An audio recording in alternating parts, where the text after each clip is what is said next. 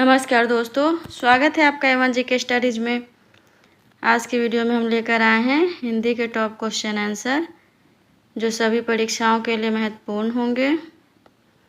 अगर आप किसी भी परीक्षा की तैयारी कर रहे हैं तो ये वीडियो आपकी सहायता करेगी, इसलिए वीडियो को शुरू से अंत तक देखें। इनमें से जितने भी क्वेश्चन का आंसर जानते हैं प्लीज़ कमेंट बॉक्स में ज़रूर दीजिएगा, और चैनल पे नए हैं तो चैनल को भी लाइक और सब्सक्राइब ज़रूर कर लीजिए। चलिए आगे बढ़ते हैं। आज का आपका पहला सवाल है, निम्न में उत से निर्मित शब्द कौन सा है? आपके ऑप्शन से ए अवकाश, बी अपकार, सी उच्चारण, डी अध्ययन।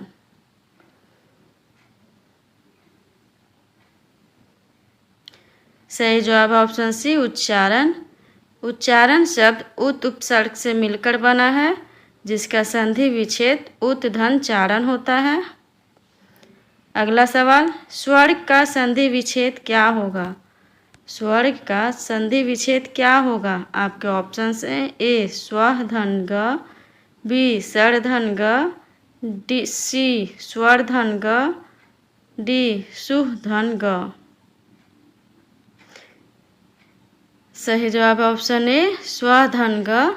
स्वर्ग शब्द का संधि विच्छेद स्वधन ग होता है, इसमें विसर्ग संधि है। अगला सवाल, स्थूल का विलोम शब्द क्या है?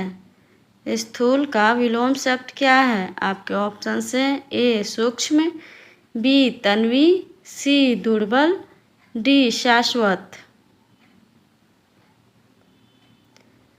सही जवाब ऑप्शन ए सूक्ष्म।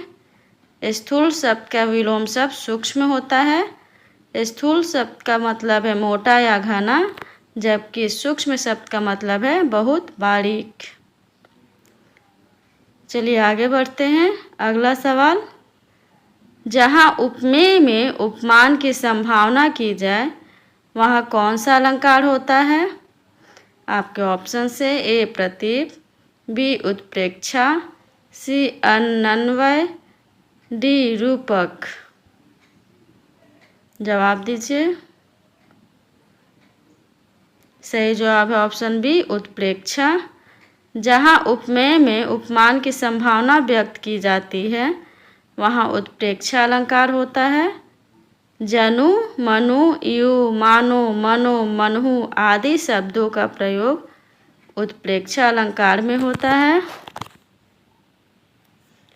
अगला सवाल, चौपाई छंद के प्रत्येक चरण में कितनी मात्राएं होती हैं? आपके ऑप्शन से ए 15-15, बी 17-17, सी 16-16, डी 13-13। सही जवाब है ऑप्शन सी 16-16। चौपाई छंद के हर चरण में 16 मात्राएं होती हैं। चौपाई मात्रिक समछंद का एक भेद है। इसमें 4 चरण होते हैं और हर चरण के अंत में गुरु होता है। अगला सवाल, हमें यथाशक्ति दान करना चाहिए में यथाशक्ति कौन सा समास है? आपके ऑप्शन से ए अव्ययी भाव, बी द्विगु, सी तत्पुरुष, डी बहुव्रीहि। सही जवाब ऑप्शन ए अव्ययी भाव। यथाशक्ति शब्द में अव्ययी भाव समास है। यथाशक्ति का अर्थ है शक्ति के अनुसार। अव्ययी भाव समास में पहला पद अव्यय या उपसर्ग होता है, जो कि यहाँ यथा शब्द है। अगला सवाल, विशिख किस शब्द का पर्यायवाची है? विशिख किस शब्द का पर्यायवाची है? आपके ऑप्शन से ए बुध, बी बाण, सी तरु, डी सरोवर। सही जवाब है ऑप्शन बी बाण। विशिख शब्द का अर्थ है बाण या तीर होता है, इसलिए यह शब्द बाण या तीर का पर्यायवाची है। अगला सवाल, निम्नलिखित शब्दों में से कौन सा शब्द सदैव बहुवचन में होता है? आपके ऑप्शन से ए लड़का, बी प्राण, सी घड़ी, डी चिड़िया। सही जवाब है ऑप्शन बी प्राण। कुछ शब्द सदैव बहुवचन के रूप में ही प्रयोग किए जाते हैं, जैसे हस्ताक्षर, आंसू, दर्शन, प्राण, दाम, अक्षत, लोग आदि। अगला सवाल है, के लिए किस कारक का परसर्ग है?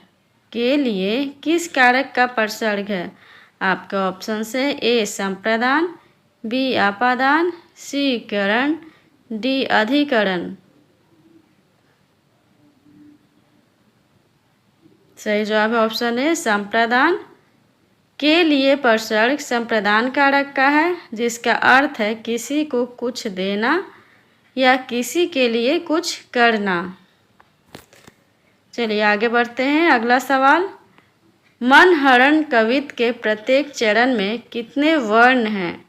आपके ऑप्शन है ए 33, बी 32, सी 31, डी 30।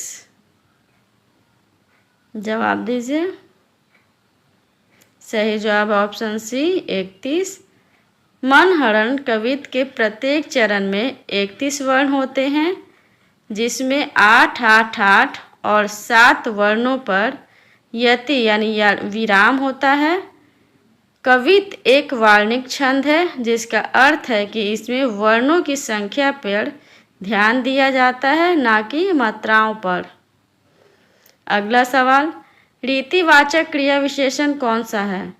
रीतिवाचक क्रिया विशेषण कौन सा है? आपके ऑप्शन है ए यहाँ वहाँ, बी बहुत, सी कल, डी जैसे तैसे। जवाब दीजिए। सही जवाब ऑप्शन डी जैसे तैसे। जो अविकारी शब्द किसी क्रिया के रीति या विधि का बोध कराते हैं, वे रीतिवाचक क्रिया विशेषण होते हैं, जैसे तेज, धीरे, अचानक, धैर्यपूर्वक, जैसे तैसे आदि। अगला सवाल, अपने सहारे पर रहने वाले। अपने सहारे पर रहने वाले के लिए एक शब्द है। आपके ऑप्शन है ए स्वावलंबी, बी आत्मनिर्भरी, सी बलिष्ठ, डी आत्मविश्वासी।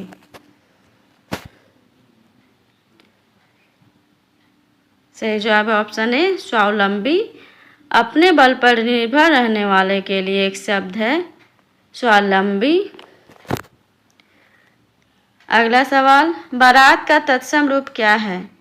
बारात का तत्सम रूप क्या है? आपके ऑप्शन से ए वरात, बी बारात, सी बरात, डी वर यात्रा।